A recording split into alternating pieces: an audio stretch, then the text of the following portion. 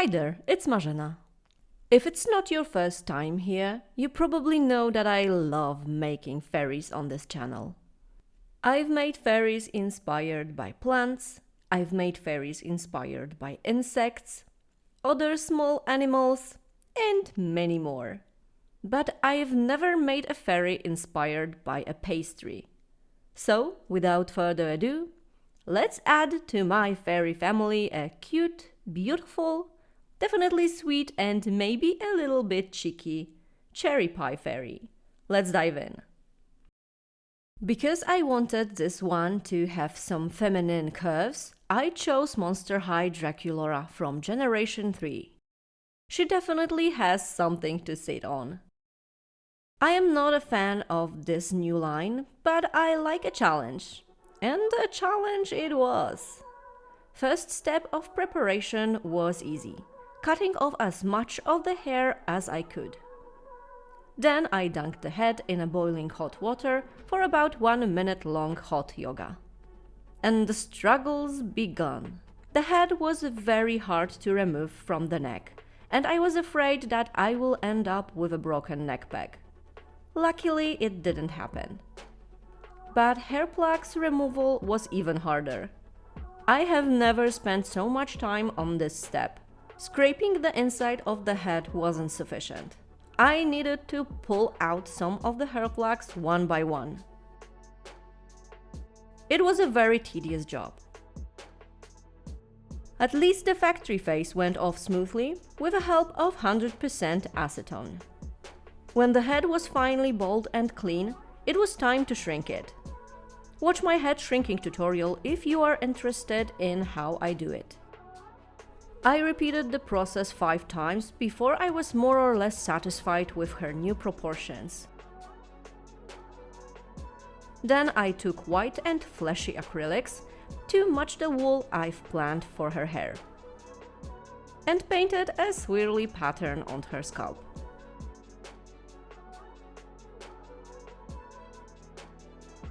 When the paint dried, I secured it under a layer of watered-down Mod Podge. When this dried as well, I widened the neck hole a little bit. Doing this step before doing the hair was a bit less messy. It's been a while since I showed you how I make my yarn hair, so let's do it today.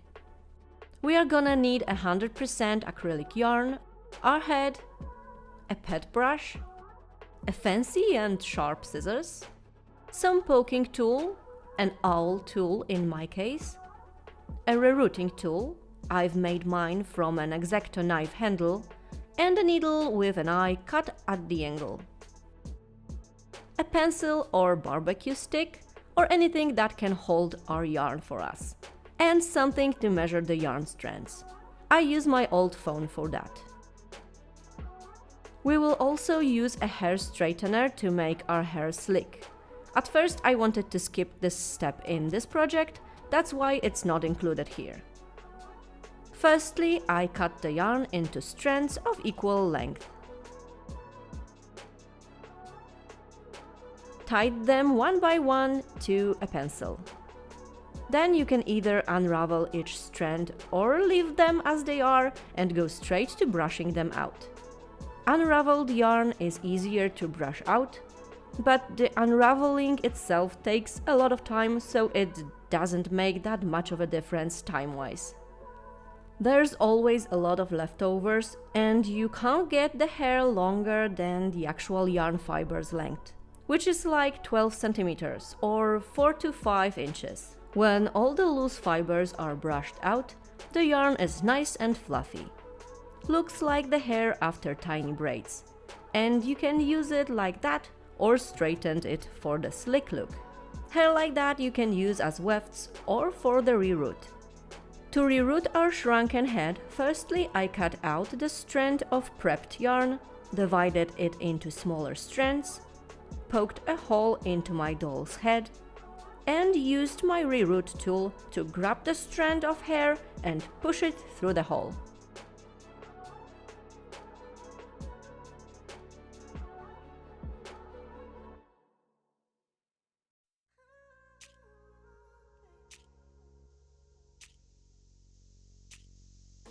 And the same process of stabbing, grabbing and pushing, however that sounds, repeats until the reroute is done.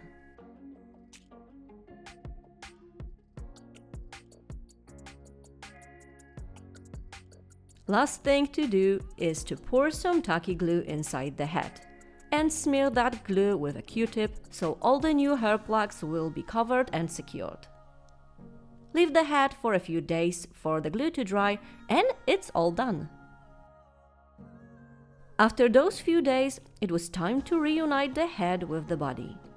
I trimmed down the neck peg, slimmed down the neck, and heated up the head with a hair dryer to make it a bit softer and easier to push back on the neck peg.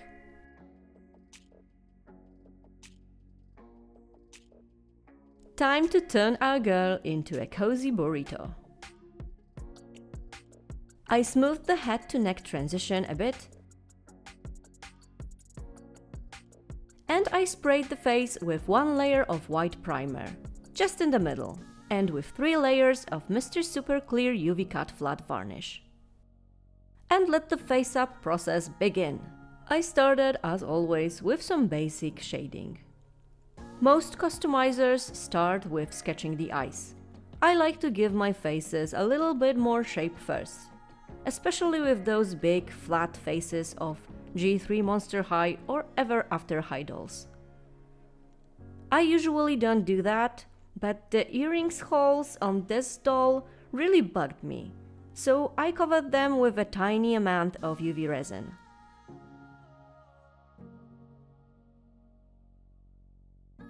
With that, I could grab my pencils and finally sketch the eyes. I didn't have any problems with the eye shapes, but I did struggle with the irises. I wanted this fairy to be sexy, but I didn't get those vibes from her at the moment, and was clueless how to fix it. I also didn't know what color her eyes should be to keep the color palette cohesive yet interesting. I sealed my progress, and that was a mistake, because later I decided that those eyes just had to go. So I wiped the face clean with acetone and, well, started over. Again, I sprayed the face and added the basic shading. I also blushed her lips. This time I gave her a little bit more closed eyes, and she looked sexier already. To make her color scheme a little bit more interesting, I added yellow to it. After all, she's not just a cherry fairy, she's a cherry pie fairy. So I allowed myself to stray away from just pinkish reddish tones and just had fun with her color palette. Of course, our seductive cutie pie needs her mouth to be a little bit open. And a bold makeup that, in my opinion, makes the smaller eyes look better on wide faces. I continued working on eyes and lips, layer after layer, adding more colors and more shadows. And I saw that it was going in the right direction. But the face still looked kinda empty and flat and meh. So I decided to wipe the face clean and start over again. Just kidding, I am not that crazy. I decided to experiment and added a delicate shading on both sides of her nose. And that surprisingly worked. The face finally started to look interesting and got some shape. And it wasn't something I would normally do, so experiment with your style and your process, my friend. It might pay off. And I know that it might be nothing for most of you. You may think, what's the big deal? The face looks the same. It's about a feeling that you are getting from your own creation. Sometimes there's just some teeny tiny thing that is missing, and you need to pinpoint what it is exactly, or you will feel this meh vibe from it, and you just won't be fully happy. Those might be things or changes so small that you may never notice nor implement them, and well, shit happens. Happened to me many times. With my Medusa or my sad mermaid, to give you some examples. But it's a great feeling when you succeed like I did here. So try and don't be afraid to experiment. Especially if you can easily wipe it off.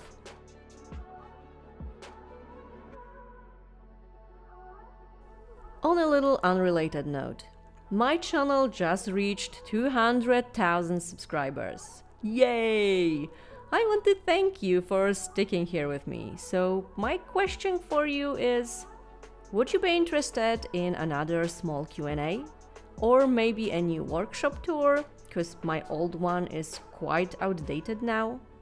Some additional content that won't be too time consuming, so I could still work on my next project freely. Let me know in the comments. And once again, thank you. I gave my girl a lot of freckles. You know how I love adding them to my characters. With white acrylic paint, I painted tiny catch lights in her eyes and on the lower lip, so it would look juicier. And the face-up was done. And here's our girl and her old self for our customary comparison. I think she looks customized enough, but not enough to end it here. Let's work on her body next. Firstly, I kind of felt that the G3 hands look a bit massive next to the shrunken head, so I decided to switch them with G1 ones. They didn't fit the wrist sockets, but that was not a problem. The G3 bodies are pretty massive themselves, and I am not talking about the body shapes. The plastic feels more dense somehow, and that, plus the torso joint, makes working on those dolls less pleasant for me. Anyway, I cut both of the legs in the knee length and curved a bit into the back of the upper legs and calves. I shortened the lower legs by cutting out a piece above the ankles. I also sanded down her toes. I bet this description sounds just delightful taken out of context. But let's move on. I cut out the middle part of the torso to modify the curvature of her spine just a little bit. Detached her arms and shaved the bulbous armpits. I extended the elbows bent. I also said bye-bye to her boobs and shoulder blades. Then I sanded down the rough edges, plastic seams and panties. At this point, I also decided that I will actually use the original G3 hands in the end. Yeah, I am not a man with a plan. I'm running wild. Anyway, I drilled the holes for wire connection, and after that, I used my sanding tools to smooth all my pieces.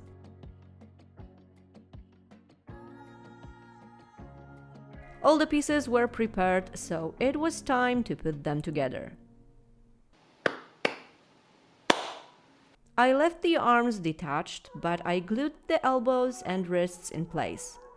And I glued the wires in the feet, but also left them separated for now. Because G3 dolls are more massive, the torso needed a bit more foil than usual. Let's start the sculpting phase. I mixed my epoxy sculpt and sculpted the new stomach,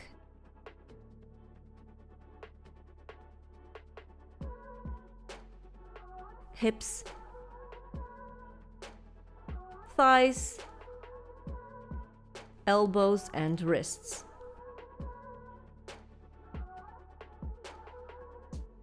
I let them cure for the night and I gave them another good sanding treatment.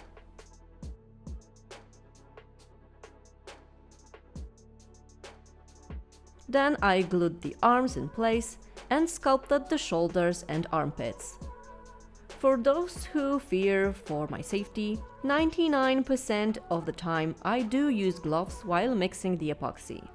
You just rarely see that on videos. I follow the instructions on the package that advise using gloves while combining. But nothing about sculpting. I hate sculpting in gloves. My hands hate gloves. So I am only using them if necessary. I know that you can develop contact allergies to anything at any point, but for now my hands are more sensitive to prolonged exposure to gloves than to this sculpting material. I covered the knee gaps, fixed the shins and some parts of thighs. More sanding when that cured. And it was time to use some editing magic to grow her a pair of nice boobas.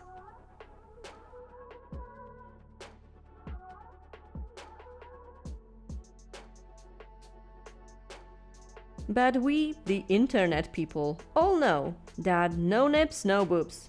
So I had to add tiny bits of clay to make the shape more accurate. For those of you who are a bit more shy, it's only for the shape. Those boob buttons won't be visible in the final piece. I won't be painting them and they will be covered after body blushing. While those were curing, I focused on the feet. I knew from the start that feet won't be visible in this design, but I decided to try to sculpt them nonetheless. As a practice, just for myself. And you know me, I would know that they are there. I am not the best at sculpting feet, but I am now one pair of them closer to getting better.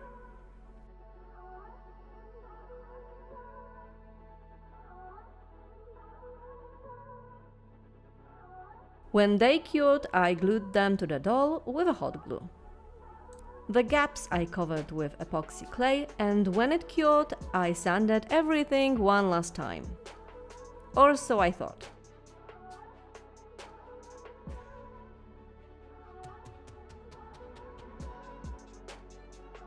Before painting the body, I drilled the holes for the wings.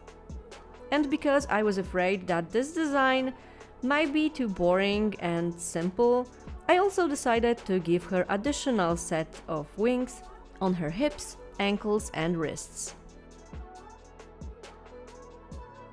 Then I had to spray my girl with a layer of white primer and 3 layers of MSC.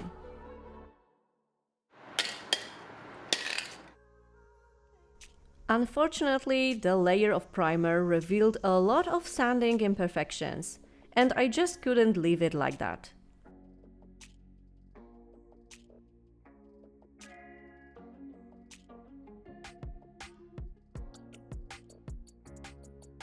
I sprayed it with white again, and I noticed that some spots had this weird grainy texture that I managed to smooth out with a very high grit sanding sponge.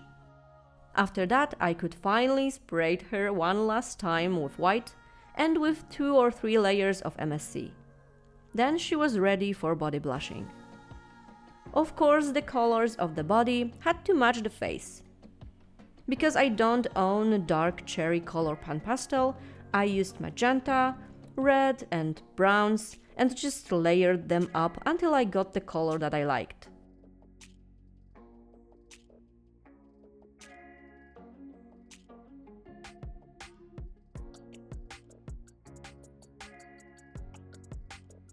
At the end, I added tons of freckles and I painted her nails with dark burgundy acrylic paint. Some epoxy to plastic transitions were still a bit visible, but overall I think I did a good job with this body. I carefully removed the protective wrapping and fixed the blushing on the neck. Okay, the face and the body blushing was done, but we can't give our girl boob buttons and let them run free like that. Not here on YouTube we can. So I decided to cover her shame with this Ice Jelly Nail UV resin. I had to tint it, so I took a bunch of resin pigments to experiment a little.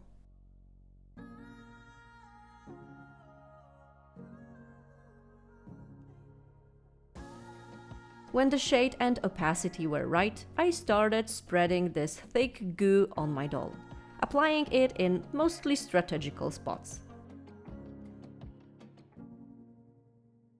I cured it under UV lamp.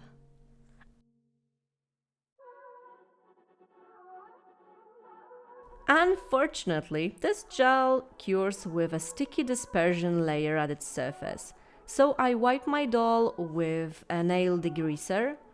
That's why the jelly parts lost their shine, but I brought it back later into the project. Time for the hair. Making hairstyle is one of my least favorite parts of a customizing process, cause I rarely know what I'm doing.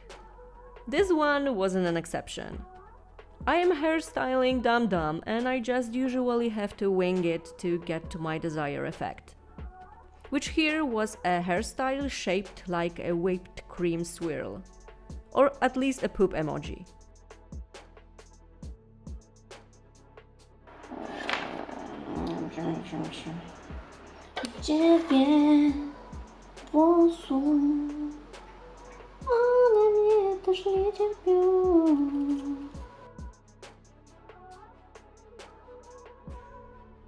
In the end, despite my lack of hairdressing skills and patience for gaining them, the perseverance paid off and I got this somewhat decent swirl that looked more or less like what I had in mind.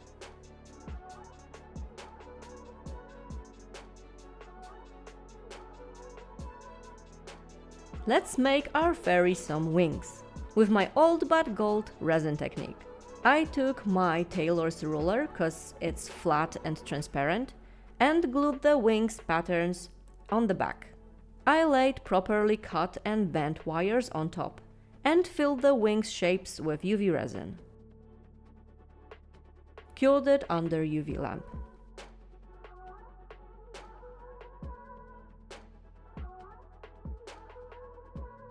Gently removed them from the ruler.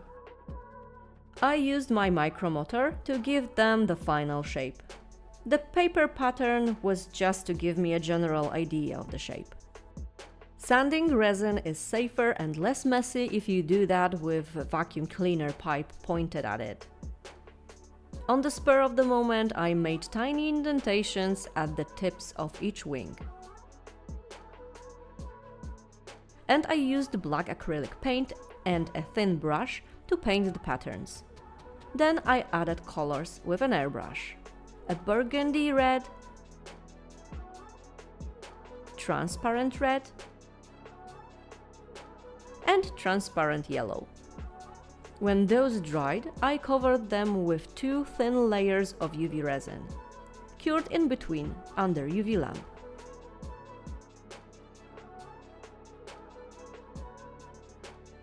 And to make sure that the resin cured properly and isn't sticky anymore, I hit it one more time with UV light, but this time from underwater. And this is how I made the base wings. And the hip wings. And the rest of the wings. I just had to attach them to our girl. Voila! In the end, I ditched the hip wings.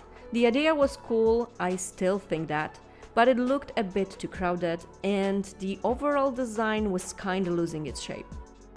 Okay, the doll was finally ready and all she needed was her stand. Or should I say, her pie. She's a cherry pie fairy, so of course she needs to be jumping out of a cherry pie. For the stand's sturdiness and durability, I used this 20 cm baking tray. It has a removable bottom, so gluing it in was the first thing I had to do.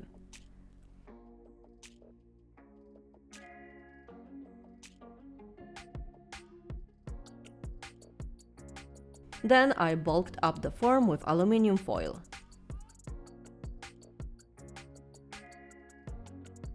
And it was time for sculpting. I used liquid Sculpey as a bonding agent and Super Sculpey as my clay of choice. First, I spread the liquid Sculpey all over the tray and then I gradually added the clay.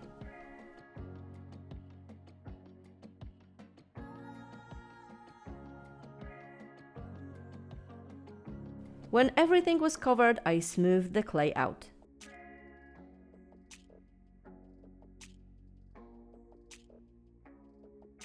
I added a bit more clay to the ridge and blended that out.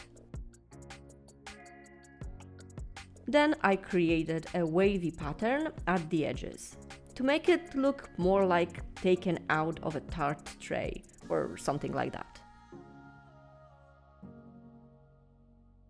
It was a tedious job, but after a few hours it was done. I smoothed the surface out with a little bit of alcohol, and our pie was ready to be baked.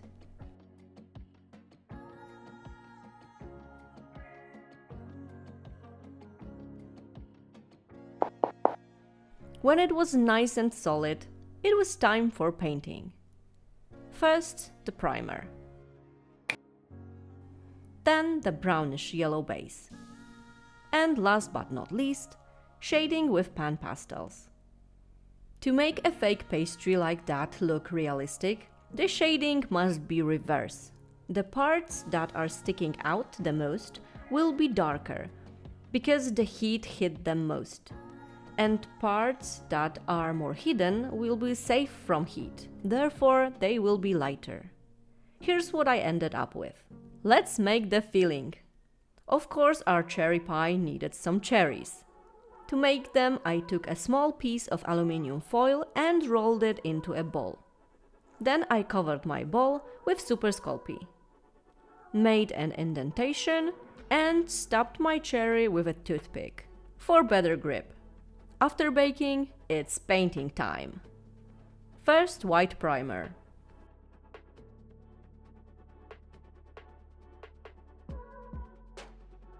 Then burgundy red spray paint.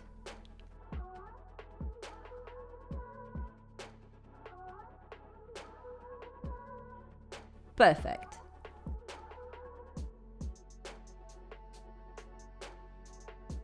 Back to the pie. But I am afraid we need way more cherries to fill it. That's better. 156 to be precise. I put our girl in her place and I started stacking the cherries around her. I used super glue for the bottom ones and UV resin for the ones on top. When I was happy with the cherries placement, I mixed a batch of epoxy resin tinted with resin pigments. I spread 2/3 of the resin evenly on the cherries, and I left the rest 1/3 to thicken a little with time. This gooey resin was easier to control and filled some gaps better. After all, I didn't want my girl to be just sticking out of a resin pool. After 24 hours, the resin was cured and I mixed another batch to fill some remaining spaces.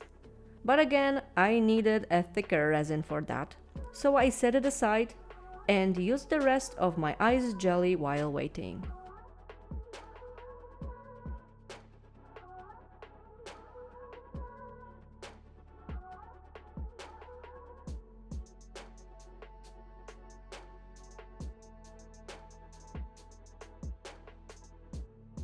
The resin still wasn't thick enough, so I used this time to add a thin foam piece to the bottom of my sculpture so it won't scratch my shelves.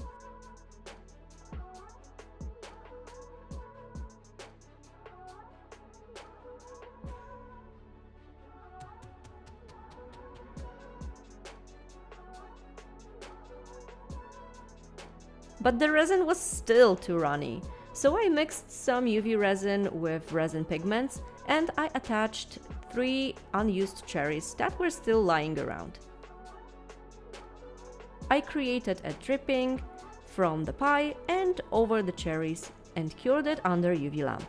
And I used the same UV resin to bring back the lost shine to all the jelly splatters.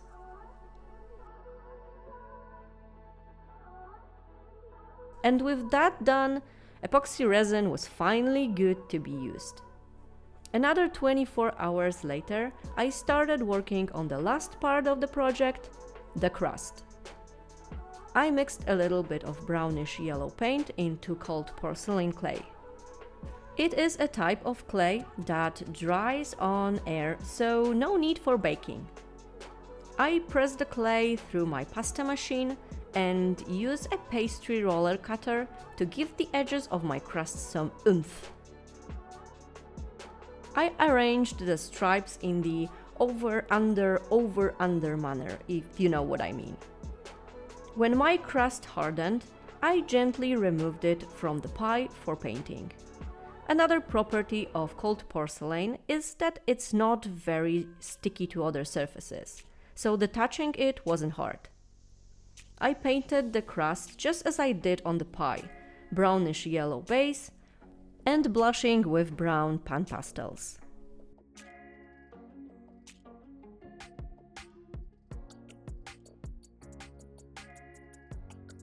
Sometimes the crust of the pie is sprinkled with sugar, and I wanted that. To achieve that, I once again experimented. I purposely left my leftover clay from the crust to dry on the air. When it hardened, I used my little kitchen shaver to turn it into tiny crumbs.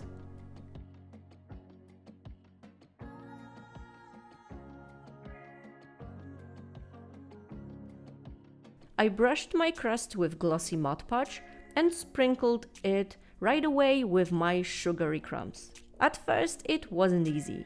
The Mod Podge was curing a bit too fast, and the crumbs had a tendency to stick to each other just enough to create bigger lumps of clay. Not what I wanted. But once again, I prevailed.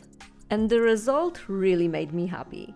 If you are wondering why I used glossy Mod Podge, it gives a similar effect as when you brush an egg yolk on your pastry. Anyway, to make sure that the crumbs won't go anywhere, I sprayed the crust pieces with the same Mod Podge but highly diluted with water.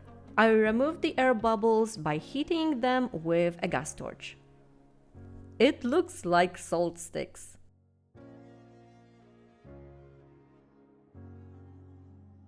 When the glue dried, I mixed one last batch of epoxy resin and I generously brushed my cherries and the ridge of our pie with it. Then I placed my crust when it belongs. Because the cold porcelain has a little shrinkage when it's curing, it stuck out a little at the edges, but it wasn't a huge deal. Not ideal, but not a total disaster either. I rarely say or feel this way, but I am really pleased with this stand. As for my first ever cherry pie, real or fake, I am patting myself on the back. Good job, Marzena. The last thing to do was to put Liquitex gloss varnish on her lips, nails, and a bit around some jelly splatters. I do not gloss the eyes recently, cause it can cause problems during photoshoot. And this project was done. Say hi to my cherry pie fairy.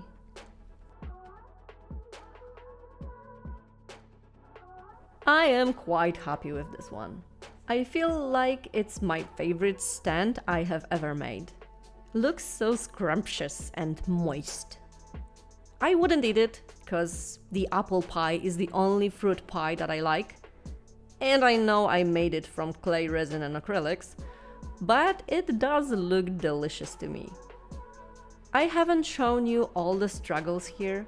At some point I changed the placement of the wing set on her left wrist because I didn't like it. I've made 3 whipped cream swirls to put on the pie, but in the end decided that they contrast too much with the rest of the design. A lot of hard decisions went into this project, but in the end those were all good decisions. I am happy. I like her. Still not a fan of G3 Monster High dolls though. The first generation will always have a place in my heart. Now, what do you think? Are your teeth aching from the sweetness already? Let me know your thoughts in the comment section. But I really hope that you like her and that you enjoyed this video. If you did, give it a like and feel free to share it with your friends. It helps the channel a lot. If it's your first video of mine and you liked what you saw, subscribe to my channel and hit that bell button for the future notifications. You can also follow me on Instagram and X for more updates and sneak peeks. And you can support me even further by buying me a virtual coffee at ko-fi.com. The links are in the description. With that, thank you guys again for 200k subs. Thank you guys for watching and see you soon!